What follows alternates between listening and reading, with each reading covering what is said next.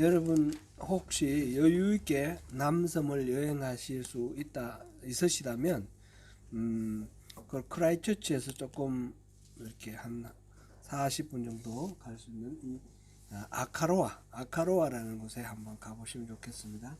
지금 여기 이쪽에 크라이처치 이렇게 넘어가서 이렇게 가면 여기가 이제 아카로아 마을인데 아주 보시기 어때요? 굉장히 아름답지 않습니까? 이 지금 크라이처치 남쪽에 보면 화산 폭발로 이렇게 생긴 산지가 있어요. 산지가 있는데 그 중에 폭발된 여기 크라이처치고요. 바로 옆에가 리틀턴 항구. 보통 크라이처치 항구라 그러면 이 리틀턴 항을 말하고요. 여기서 이제 좀 한참 내려와서 이쪽에 여기가 이제 아카로아입니다. 그 세클든 탐험대의 일원이었고요. 이분은 그 탐험대가 같이 타고 가던 그 배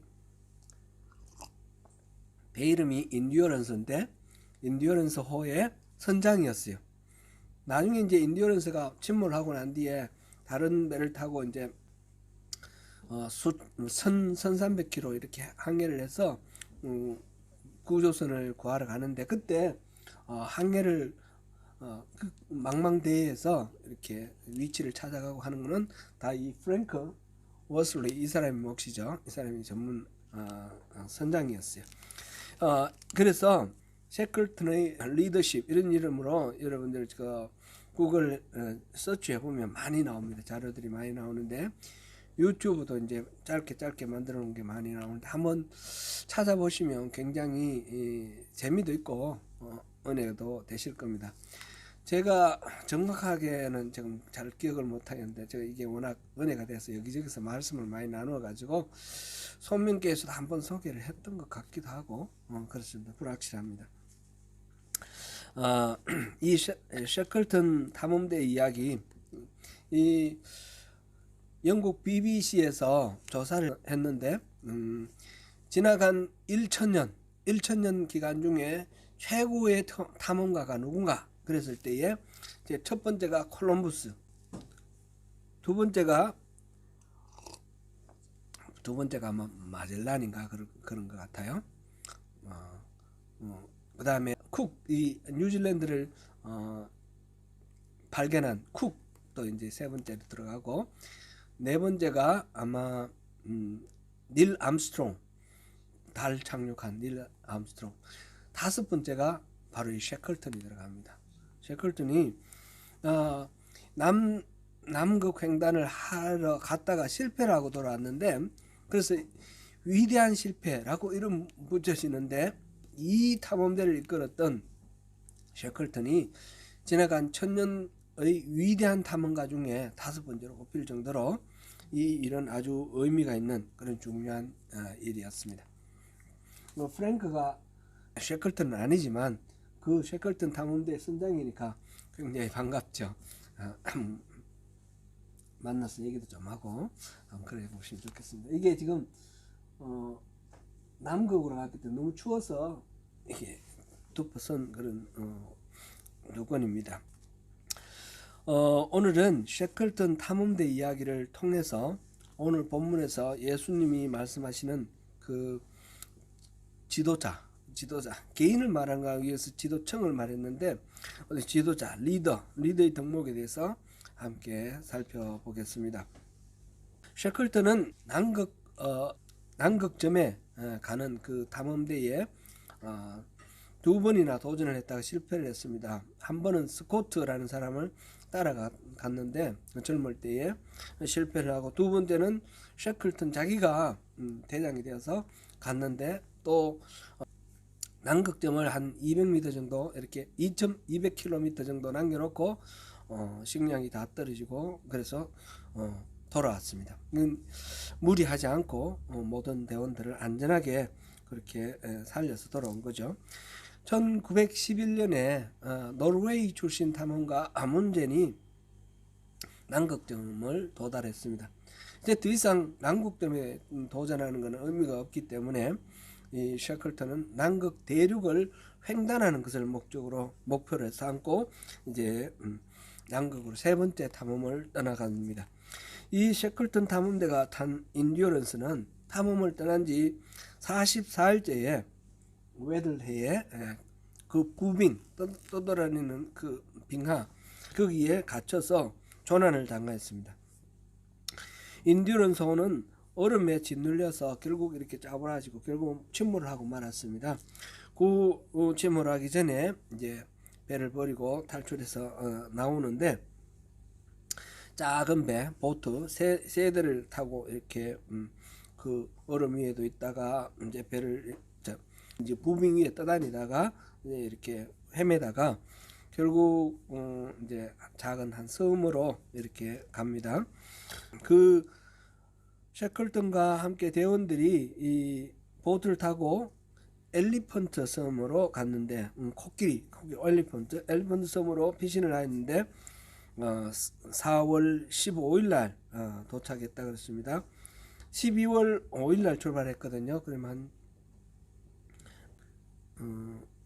이게 이제 1년 지나고 이 두 번째 해에 4월 15일 날 497일 만에 이 엘리펀트 섬에 도달해서 거기 이제 육지로 일단 올라갑니다. 엘리펀트 섬은 위치가 요즘 우리 조국 대한민국의 남극 탐험 남극 조사하는 기지가 있죠. 세종기지가 있는 섬에서 한 200km 정도 떨어져 있는 그런 섬입니다. 근데 이 엘리펀트 섬은 지금도 그렇지만 그 남극에 가깝기 때문에 너무너무 추워서 사람이 살 수 없는 그런 곳입니다. 그곳에 일단 497일 만에 도착하긴 했지만 거기서는 살 수가 없으니까 구조선이 있는 곳으로 가서 구조선을 불러와야지 모두들 살 수 있습니다. 셰클턴은 남극 대륙 횡단이라는 그 목표를 포기를 하고 이 같이 갔던 28명의 그 탐험대원들 한 사람도 죽지 않고 모두 살아서 돌아가는 것을 목표로 삼았습니다.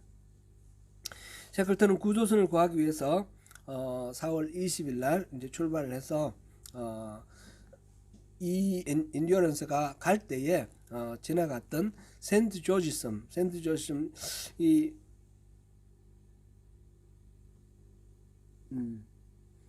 이게 이제 센트 조지 섬입니다. 여기서 갇혀가지고 이게 지금 여기까지가 남극 대륙이고 여기 하얀 부분은 부빙입니다. 전부 여기 갇혀가지고 이렇게 나서 여기 엘리펀트 섬에서 여기서 여기까지 가는데 497일 걸린 거죠. 여기서부터 이제 사우스 조지 센트 조지 섬으로 들어갑니다. 가서 구원선을 빌려오는데 거기까지 가는 이 거리가 이게 지금 1000km라 그럽니다. 1000km인데 이게 지금 여기가 지금 칠레 아르헨티나 거기에요. 그 꼭지 칠레 아르헨티나 꼭지고 여기가 이제 포틀랜드 전쟁 났던 포틀랜드 섬인데 여기서 여기로 가면 더 가까울 것 같은데 가까이 일로 못 가는 거예요. 이게 편서풍이 심하게 불고 그리고 이 일대가 굉장히 허리케인 정도의 바람이 폭풍우가 계속 불고 있는 그런 거죠.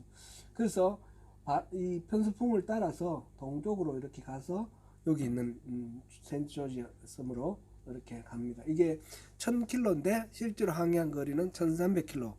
1300km면 어디쯤 됩니까? 부산에서 중국의 뭐 장춘이나 하얼빈 이 정도 될 겁니다. 그렇게 먼 거리를 이렇게 갔습니다.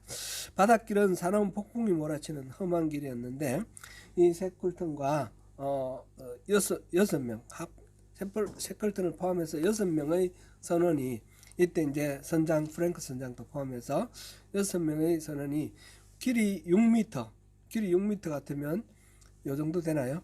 요 정도 그죠? 요 정도 조금 더 되나요? 요런 작은 배를 타고 그 망망한 대해를 1300km 되는 그 대해를 폭풍으로 몰아치는 그 일기 중에 그런 대목이 있어요. 야 하늘이 보인다 그랬는데 그 하늘이 아니고 높은 파도예요. 파도 끝이 보이는 게 그게 하늘로 보일 정도로 그렇게 파도가 큰 그런 상황 속에서 1300km나 항해를 해서 세인트 조지아 섬으로 갔습니다. 이 그다음 그림 보여주실래요? 그다음 그림이 뭔가요? 예. 그다음에 이 당시만 해도 탐험대가 떠나서 모두 살아서 귀환하는 일은 매우 드물었습니다. 셰클턴과 함께 남극점에 도전했던 스코트는 그 아문센이 1911년에 그 남극점에 도달했는데 스코트가 가보니까 아문센이 이미 와 있어요. 너무너무 실망했죠. 그래, 이 탐험대는 다 죽었어요. 돌아오는 동안에. 너무 힘이 빠져서 그러는가 봐요. 죽었고, 그리고 이 지금 셰클턴 탐험대가 1914년에 출발을 했는데 한 해 전에 캐나다 팀이 북극으로 갔어요. 북극으로 가다가 거기도 맹 얼음이 있지 않습니까? 그 부빙에 갇혀가지고 거기서는 전부 다 모두 20여 명 되는데 다 죽었습니다. 죽었는데 그 안에서는 서로 불신하고 미워하고 싸우고 이러다가 다 죽었습니다. 지금 여행 이런 탐험 나가서 온전하게 살아나온다는 것은 굉장히 어려운 그런 상황이 있습니다. 적어도 몇 사람 죽든지 뭐 이런 식으로 되는데 이 셰클턴은 전부 다 살아나오기 위해서 분투를 했고 마침내 634일 만에 그 2년이 되죠. 모두 전원을 다 구출해서 생還을 하였습니다.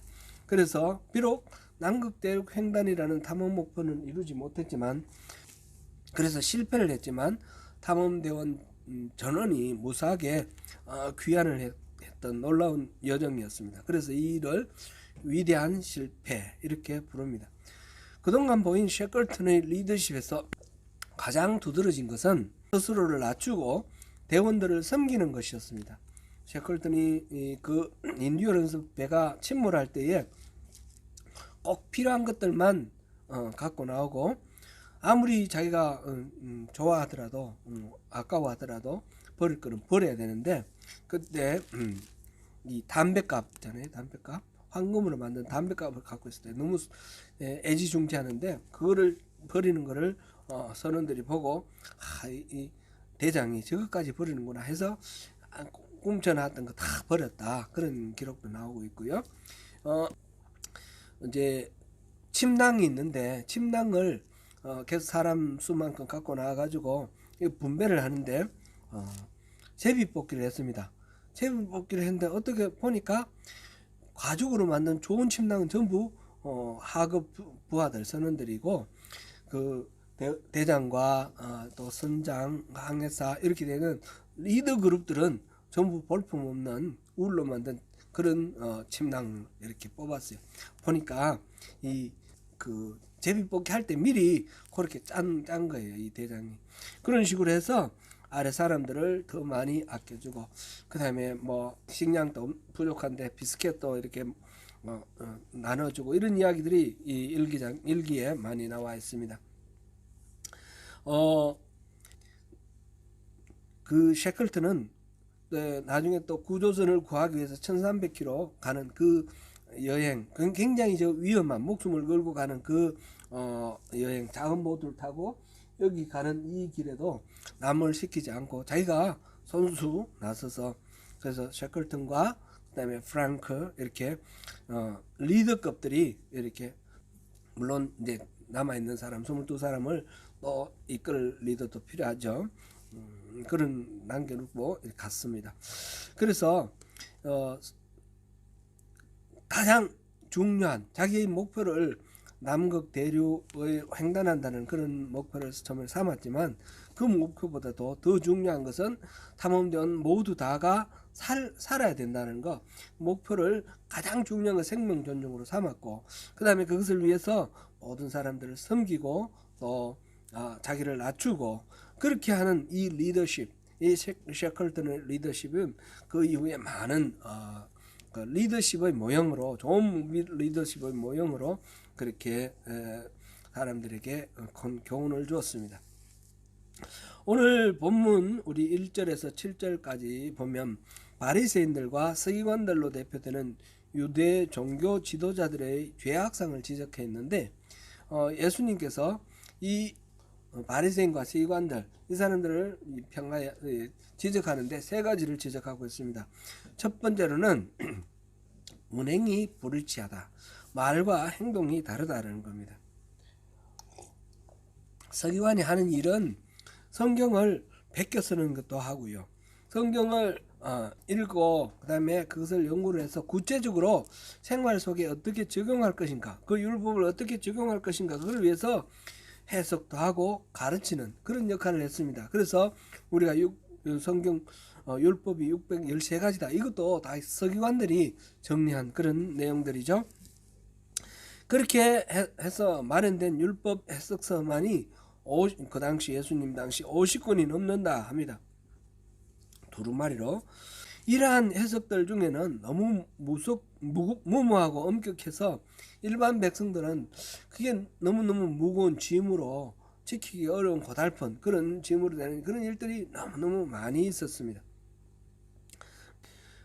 그러나 이 당시 바리새인과 서기관들은 자기들이 그런 역할을 하는 이제 율법을 가르치고 해석하고 적용하는 그런 자리에 있었는데 그것을 오늘 성경에서 보니까 모세의 자리에 있었다 그랬습니다. 그래서 이 사람들이 하는 말은 구구절절 옳은 말인 거예요. 예수님이 그들의 말은 들으라. 그런데 그들의 행동은 본받지 말라 그렇게 말했습니다. 그러니까 말과 행동이 완전히 다르다는 그런 이야기죠. 그리고 또 이 해석도 무겁게 이렇게 적용을 해서 사람들이 율법을 지키는 것이 큰 고통이 되었습니다. 하나님 말씀을 하나님 주신 그 은혜 안에서 기쁨으로 이렇게 누리고 살 수 있도록 하는 것이 아니라 모든 행동을 제약하는 그런 짐으로 이렇게 만들어 놓고 거기에서 손가락 하나 건드리지 않았다. 이 말은 그 무거운 것들을 적용을 함에 있어서 사람들이 살아갈 수 있도록 그렇게 하지 않았다. 그런 의미입니다. 자기들도 지키지도 못하는 것을 사람들에게 강요를 하고 그거를 자비를 보이지 않았다. 여기서 보는 willing to lift a finger to move them 그렇습니다. 그 무거운 짐을 옮기는 그런 손가락 하나 움직이지 않았다. 그렇게 했습니다. 이렇게 하는 이 말과 행동이 다른 것 이게 첫 번째고 두 번째로는 그들의 외식입니다. 외식은 겉으로 꾸미는 거죠. 꾸미는 거. 우리 밖에 나가서 식사하는 거 이런 거 말고 외식 겉으로 치장하는 거. 장식할 때 식자. 본장 13절부터 13 화이슬진저 외식하는 서기관들과 바리새인들이 하면서 7가지 이들의 외식의 이야기들이 나오는데 그거는 다음 분 계속 보기로 하고요. 오늘 본문 속에는 크게 2가지를 이야기하고 있습니다. 하나는 경문의 줄을 넓게 한다. 하나는 옷수를 길게 한다. 이렇게 되어 있습니다. 경문의 줄을 넓게 한다. 경문이라는 것은 경자가 성경이에요. 성경 구절을 이렇게 양피지에 적어 놓는 것이 경문인데 보통 이 네 구절을 적었다고 그럽니다. 그것이 출애굽기 13장 3절에서 10절까지 보면 무교절을 지키라. 근데 이거를 머리에 새기고 손에 메고 뭐 이런 식으로 나와 있습니다. 그렇게 나와 있고 그 다음에 또 출애굽기 13장 11절부터 16절을 보면 처음 난 것 초실절 처음 난 것들은 하나님께 바치라. 초태생은 하나님 거다. 그 다음에 신명기 6장 4절에서 9절 지난번에 우리가 또 봤죠. 이른바 우리가 쉐마 이스라엘아 그러면서 가르치는 이야기. 그 다음에 신명기 11장 13절에서 21절 이렇게 4군데인데 이거를 양피지에 적어 가지고 그걸 이마에 붙이고 미간에 붙이고 그 다음에 손목에 매라 그랬기 때문에 이거를 지금 요게 요 네모난 요 상자예요. 상자 안에다가 그 양피지 적은 거를 넣고, 그 다음에 이게 이제 머리띠로 이렇게 이마에 붙여서 맨 그런 모습입니다. 그리고 손목에도 메었어요. 문자 그대로 이마에 미간에 붙이고 손목에 메어라, 이 말을 문자 그대로 적용을 해서 저렇게 하는 겁니다. 오늘날 또 지금 정통 유대인들 예루살렘에 가면 저렇게 가 있는 사람들이 있습니다. 그렇게 지금 경문을 이마에 붙이고 손에 메고 메라, 이 말은 무슨 뜻일까요? 하나님이 왜 이 명령을 내렸을까요? 이거는 이쪽에 머리에 이렇게 매서 보기 좋아라고 그랬을까요? 그런 건 아니지 않습니까? 그만큼 이 말씀을 늘 기억하라, 잊지 말고 늘 기억하라, 그런 의미인데, 이거를 가지고 이마에 붙여가지고 나는 이거 붙였어, 이게 자랑하는 겁니다. 자기를 과시하는 그런 것을 이렇게 활용합니다. 그 다음에 옷술도 마찬가지입니다. 옷술도 옷에 이렇게 길게 이렇게 술이라 그러잖아요. 이렇게 늘어뜨리는 그런 건데, 그 어술은 민수기 15장 37절 41절을 우리가 한번 읽어보면 좋겠습니다. 민수기 15장 37절 41절 시작. 여호와께서 모세에게 말씀하여 이르시되 이스라엘 자손에게 명령하여 대대로 그들의 옷단 귀에 술을 만들고 청색건을 그 귀의 술에 달아. 이 술은 너희가 보고 여호와의 모든 계명을 기억하여 준행하고 너희를 방종하게 하는 자신의 마음과 눈의 욕심을 따라 음행하지 않게 하기 위함이라. 그리하여 너희가 내 모든 계명을 기억하고 행하면 너희의 하나님 앞에 거룩하리라. 나는 여호와 너희 하나님이라. 나는 너희의 하나님이 되려고 너희를 애굽 땅에서 인도하였느니라. 나는 여호와 너희의 하나님이라. 아멘. 이게 이 술을 옷단에 이렇게 붙이는 이유는 뭡니까? 하나님의 계명, 이거를 기억하기 위해서, 그리고 반드시 나는 말씀대로 살겠습니다라는 것을 스스로 다지기 위해서 그렇게 붙이는 건데, 이것도 지위에 따라서 뭐 높은 지위에 있는 사람은 더 길게 하고 뭐 이런 식으로 이게 하나의 치장이 된 겁니다. 장식품이 되었습니다. 지금 경문이나 옷술은 하나님 말씀을 지키겠다는 자기 자신의 어떤 결단, 다짐을 위해서 하나님 주신 것인데, 이걸 가지고 오히려 사람들에게 나는 이 정도야 라고 이렇게 드러내는 장식품이 되었다는 것입니다. 이게 외식이죠. 외식. 세 번째로는 그들의 교만입니다. 그들은 일반 백성 위에 군림하여 존대받기를 원했기 때문에 그들 스스로도 지키지 않는 온갖 엄중한 계명들을 장하게 설교를 하고, 또 경문과 술을 보란듯이 크게 만들어 과시하였습니다. 그리고 잔치자리에 윗자리에 앉기를 원했고, 또 회당의 높은 자리에 앉는 것을 좋아했습니다. 사람들로부터 문안받고 랍비라 일컬음을 받는 것을 좋아했습니다. 사실 이런 말씀을 들으면 그 사람들만 그렇게 부패하고 문제 있는 것처럼 보이지는 않습니다. 제 스스로 돌아봐도 저도 그렇게 존중받고 대접받고 싶은 그런 마음이 있습니다.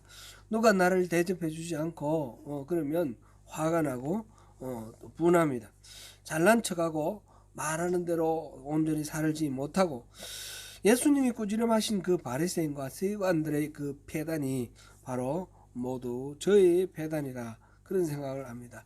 저 자신의 상황을 정확히 아는 것이 또한 은혜입니다. 참된 회개는 구원을 허락받게 합니다. 예수님은 바리새인과 세관들에 대한 책망을 하시고 이어서 이렇게 살으라 하면서 참된 리더들이 가져야 할 바람직한 자세에 대해서 8절부터 12절까지 말씀해 주셨습니다. 그 내용은 랍비라 칭함을 받지 말아라. 그 다음에 땅에 있는 자를 아버지라 하지 말아라. 그 다음에 또한 지도자라 칭함을 받지 말아라. 이렇게 세 가지를 말씀을 하셨는데 이 모두 다 겸손하라 그런 말씀으로 요약할 수 있겠습니다. 바리새인들과 서기관들은 그렇게 랍비라 대접받기를 좋아한다고 하시면서 자신을 드러내놓고 높이는 허영심이나 또는 계급 이런 의식 이런 것들을 버리고 섬김의 자세를 취하라 라고 말씀하셨습니다. 여기서 랍비라 칭함을 받는다 이거는 뭐 쉽게 이해가 되는 거고요. 땅에 있는 자를 아버지라 부르지 마라. 그러니까 우리 육신의 아버지를 아버지라 부르지 말라는 뜻인가요? 이런 의미가 우리가 오해가 생길 수 있는데 그런 뜻은 아닙니다. 이때 자기 육신의 아버지 말고 율법 선생 또는 또 위대한 스승 뭐 훌륭한 교사 어떤 학파의 어떤 창시자 이런 사람을 아버지라고 불렀단 말이죠. 말하자면 자기가 아주 존경하는 의미로 아버지라고 불렀는데 이 땅에서는 그래 아버지라 부를 만한 사람 없다라는 겁니다. 이 땅에서 아버지라 부르는 거 그만하고 하늘 아버지 하늘에 있는 우리 하늘에 계신 우리 아버지 외에는 다른 그 사람으로 그런 권위를 주지 마라 그런 말씀입니다. 카톨릭에서 로마 카톨릭에서 father 그러잖아요, 그죠? father는 여기 이 구절에 비춰보면 뭐 이렇게 좀 맞지 않는다 이렇게 볼 수 있겠습니다. 그 다음에 또 지도자라는 칭함을 받지 말라 그랬습니다. 지도자는 경우에 따라서 지도자가 있을 수 있는데 여기서는 지도자라는 것은 완전히 모범이 되는 전인적인 스승이다 그런 뜻인데 이런 스승은 이 땅에 없다는 겁니다. 오직 우리에게 진짜 지도자라고 일컬음을 받을 수 있는 한 분, 그분은 바로 그리스도 그 한 분이니까 서로 자기가 그렇게 지도자라 일컬음 받고 랍비라 일컬음 받고 또 아버지 이렇게 숭강하고 존경받는 거 이런 것들을 마음에 두면 안 된다. 모든 것들을 그런 거 다 내려놓고 겸손하게 자기를 낮추라. 이게 예수님 말씀입니다. 끝으로 결론으로 그렇게 말씀하셨죠. 우리 11절 12절은 같이 한번 읽어볼까요? 너희 중에 큰 자는 너희를 섬기는 자가 되어야 하리라. 누구든지 자기를 높이는 자는 낮아지고 누구든지 자기를 낮추는 자는 높아지리라. 빌립보서에 보면 예수님께서 이 땅에 오신 것 그것을 이렇게 겸손의 관점에서 봅니다. 본래 하나님과 동등한 그런 분이시지만은 자기를 동등한 자로 여기지 아니하시고 스스로를 낮추어서 사람의 몸을 입고 이 땅에 오셨는데 죄인의 몸으로 오셨다는 거죠. 그렇게까지 자기를 낮추신 우리 예수님을 우리가 본받자 그런 말씀입니다. 마태복음 20장에서 보면 세베대의 두 아들의 어머니, 세베대의 두 아들은 요한과 야고보입니다. 그 어머니가 예수님께 인사청탁하는 그런 장면이 나옵니다. 주님의 나라에서 우리 아들 중에 하나는 주님의 오른편에 하나는 왼편에 앉으라고 그렇게 명령하십시오. 좌의정 우의정 그렇게 삼아달라 그런 뜻입니다. 그랬을 때 다른 예수님의 제자들도 듣고 막 붕괴하고 막 서로 다투고 누가 컸냐 막 이렇게 왈가왈부하게 되는데 예수님께서 제자들을 전부 불러 모으시고 바로 오늘 여기서 11절 12절과 같은 그런 내용의 말씀을 하셨습니다. 이방의 집권자들은 군림하고 권세를 부리지만 하나님 나라에서는 그렇지 않다 하시면서 누구든지 크고자 하는 사람은 섬겨하고 누구든지 으뜸이 되고자 하는 자는 종이 되라 이렇게 말씀하셨습니다. 그리고 예수님 자신도 우리를 섬기러 왔다라고 말씀하셨습니다. 마태복음 20장 28절 한번 같이 봉독하겠습니다. 시작. 인자가 온 것은 섬김을 받으려 함이 아니라 도리어 섬기려 하고 자기 목숨을 많은 사람의 대속물로 주려 함이니라. 오늘 이 말씀을 이제 준비를 하면서 셰클턴의 리더십이 생각이 났는데 생명, 이 생물학적 생명도 있겠지만 우리가 서로 하나님 나라 백성으로서 영적인 그 생명을 서로 존중하고 이거 살리는 것에 최우선의 목표를 두며 서로가 섬기고 서로가 종이 되어서 그렇게 자기를 낮추는 가운데 선한 영향력을 미치면 그것이 하나님이 기뻐하시는 그런 모습, 예수님께서 말씀하시는 그런 모습이 아닌가, 그렇게 제가 감동을 받고 여러분들께 전했습니다. 리더라는 것은 무슨 감투를 쓰고 장이 되고 뭐 이런 것을 꼭 말하는 것은 아닙니다. 리더는 누군가에게 영향력을 미치는 경우를 다 리더라고 이렇게 얘기합니다. 우리는 자녀에게도 리더가 되고 우리 교회 공동체 안에 서로에게 리더가 됩니다. 서로에게 영향력을 미칩니다. 그래서 예수님이 말씀하신 대로 우리가 스스로를 낮추고 또 섬김으로 선한 영향을 미치는 그런 리더가 되고 하나님으로부터 또 칭찬받는 그런 우리 인생이 되면 좋겠습니다. 하나님 안에서 우리가 이렇게 함께 섬겨가면서 함께 살아나가는 소명교회 공동체 성도들로서 하나님이 기뻐하시는 그런 저와 여러분 되시기를 축원합니다. 기도하겠습니다. 은혜로우신 하나님, 예수님께서 그 당시 유다 이스라엘 백성들에게 스승으로 칭송받고 리더로 칭송받던 바리새인들과 서기관들에게 주신 그 말씀을 우리가 함께 보았습니다. 말과 행동이 다르고 또 겉으로 꾸미는 데 능하고 스스로 높이기를 좋아하는 이 교만함, 이런 모든 폐단들을 버리고 높임받기보다는 자기를 낮추어서 서로 섬기는 가운데 함께 살아나가는 그런 귀한 우리 모두가 되기를 하나님께서 바라시고 우리에게 이 메시지를 주신 줄 믿습니다. 셰클턴의 그 리더십에서 배웠듯이 우리가 그렇게 하나님이 우리에게 주신 기회를 선용해서 함께 살아가는 우리 모두가 되도록 주님 도와주시옵소서. 예수님 이름으로 기도드립니다. 아멘.